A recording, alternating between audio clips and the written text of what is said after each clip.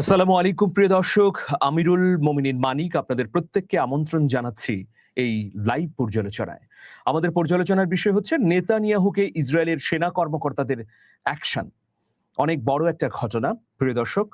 ইসরায়েলে অনেক ঘটনা ঘটছে, তার কিছু অংশ হয়তো আমরা জানতে পাচ্ছি, আবার অনেকাংশেই আমরা জানতে পাচ্ছি না গণমাধ্যমগুলোর উপর নিষেধাজ্ঞা দিয়ে রাখার কারণে। কিন্তু এই সময়ে বিরোধী দলগুলো এক হয়ে গেছে। আমি যদি নাফতালি বেনেটের সঙ্গে অন্য বিরোধী নেতা ইয়ার ল্যাপিডের ঐক্যের কথা বলি, তাহলে খুব গুরুত্বপূর্ণ সমীকরণ তৈরি হয়েছে। অন্যদিকে সাবেক সেনাপ্রধান এই নির্বাচনে প্রধানমন্ত্রীর পদে প্রতিদ্বন্দ্বিতার কথা বলছেন। আর সরকারের অভ্যন্তরে প্রশাসনের ভেতর থেকেই নেতানিয়াহুর অযাচিত, অনৈতিক এবং অদূরদর্শী সিদ্ধান্তের বিরুদ্ধে প্রতিবাদ উচ্চারিত হচ্ছে। তো প্রিয় দর্শক, আমরা একটু ভেতরে গিয়ে আলোচনা করতে চাই যে আসলে কি ঘটলো।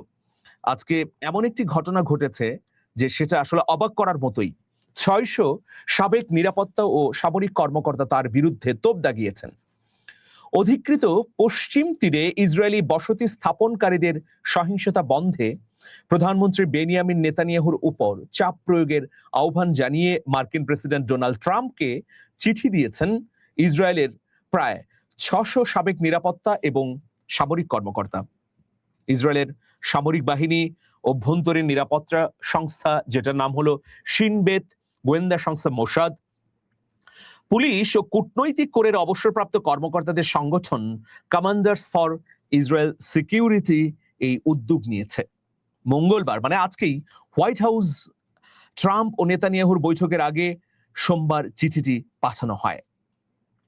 হোয়াইট হাউসে এই একটি বৈঠক হবার কথা রয়েছে, আপনারা নিশ্চয়ই জানেন। এতে সাবেক ডেপুটি চিফ অফ স্টাফ মাতান ভিলনাইও স্বাক্ষর করেছেন। মাতাল ভিলনাই ইসরায়েলের নিরাপত্তার জন্য খুবই গুরুত্বপূর্ণ একজন ব্যক্তি। চিঠিতে সাবেক কর্মকর্তারা সতর্ক করে বলেন, পশ্চিম তীরে চলমান সহিংসতা দ্রুত ও দৃঢ়ভাবে বন্ধ না করা হলে এর পরিণতি ভয়াবহ হতে পারে এবং তা বৃহত্তর আঞ্চলিক সংকটের জন্ম দিতে পারে।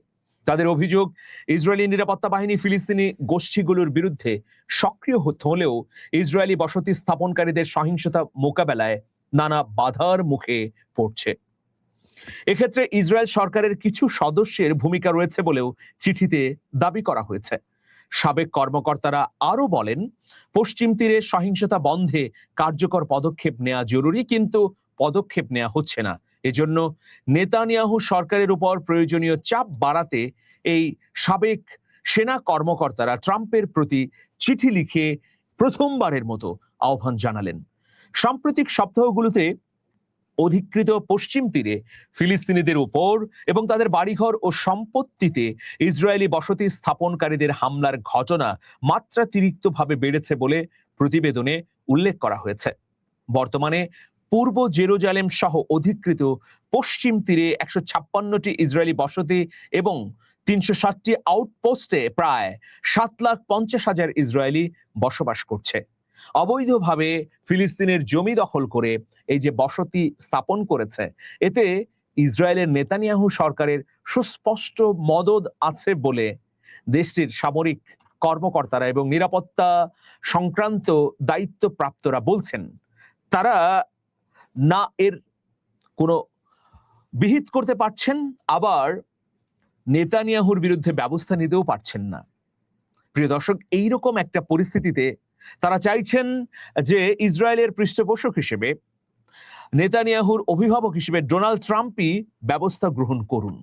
কারণ ডোনাল্ড ট্রাম্প এখন পর্যন্ত মধ্যপ্রাচ্যের কিছু গুরুত্বপূর্ণ রাষ্ট্র যেমন সৌদি আরব, সংযুক্ত আরব আমিরাত, কাতারের সঙ্গে সম্পর্ক রেখেছেন। এই রাষ্ট্রগুলো আবার ফিলিস্তিনের স্বাধীনতা, ফিলিস্তিনের জনগণের অধিকারের পক্ষে এখন পর্যন্ত সোচ্চার আছে, যদিও তারা ইসরায়েলের প্রতি নমনীয়। দেখুন, নেতানিয়াহুর বিরুদ্ধে মার্কিন যুক্তরাষ্ট্রেও প্রতিবাদ হয়েছে। ইসরায়েলের প্রধানমন্ত্রী নেতানিয়াহুর যুক্তরাষ্ট্র সফরকে কেন্দ্র করে হোয়াইট হাউসের সামনে বিক্ষোভ করেছেন শত শত ফিলিস্তিনপন্থী বিক্ষোভকারী। সোমবার ওয়াশিংটনে অনুষ্ঠিত এই বিক্ষোভে অংশ নিয়ে আন্দোলনকারীরা ফিলিস্তিনের পতাকা বহন করে এবং ইসরায়েলের প্রতি যুক্তরাষ্ট্রের সমর্থনের বিরুদ্ধে স্লোগান দেন। এ সময় তাদের হাতে থাকা বিভিন্ন প্ল্যাকার্ডে লেখা ছিল, যুক্তরাষ্ট্র ইসরায়েলের যুদ্ধযন্ত্র বন্ধ করো, ওয়াশিংটনে ইসরায়েলের প্রভাব উন্মোচন করো এবং ফিলিস্তিনিদের মানবাধিকার গুরুত্বপূর্ণ। মঙ্গলবার মার্কিন প্রেসিডেন্ট ডোনাল্ড ট্রাম্পের সঙ্গে বৈঠকের উদ্দেশ্যে নেতানিয়াহু ওয়াশিংটনে পৌঁছানোর পরও হোয়াইট হাউসের সামনে মানে আজকে বিক্ষোভ অব্যাহত রয়েছে।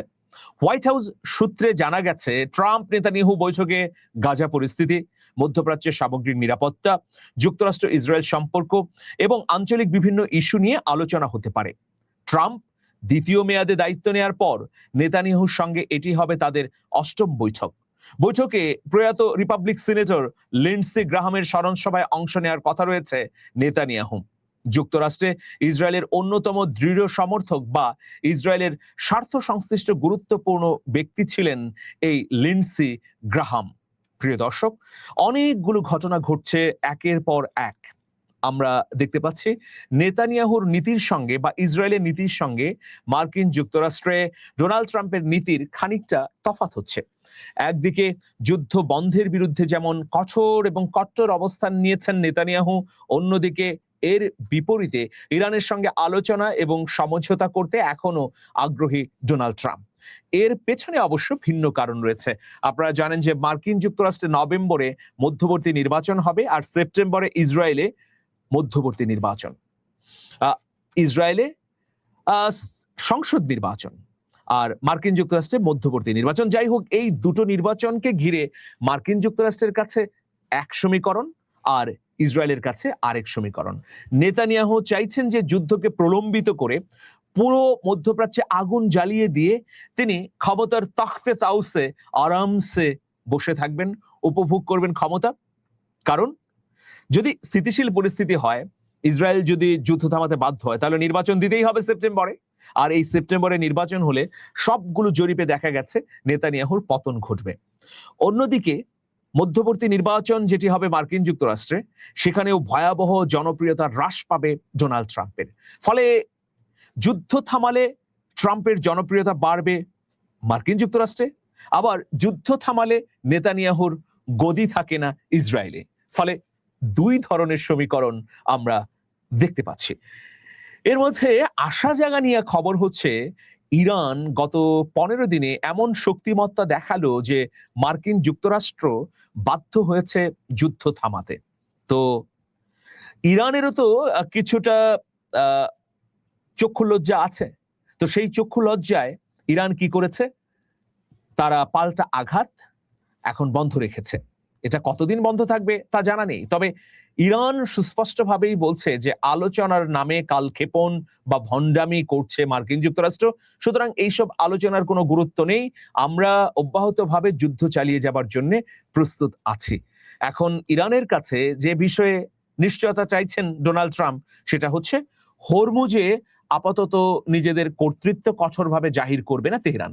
আমি একটু খুলে বলি, মানে ডোনাল্ড ট্রাম্প চাইছেন যে হরমুজের ব্যাপারে কিছুটা নমনীয় হোক তেহরান, বিভিন্ন দেশের তেলবাহী ট্যাঙ্কার, জাহাজ, ব্রহ্মোত্তরিকগুলোকে চলতে দিক, তাদের উপর আঘাত না করুক, তাদের উপর টোলা আদায় না করুক।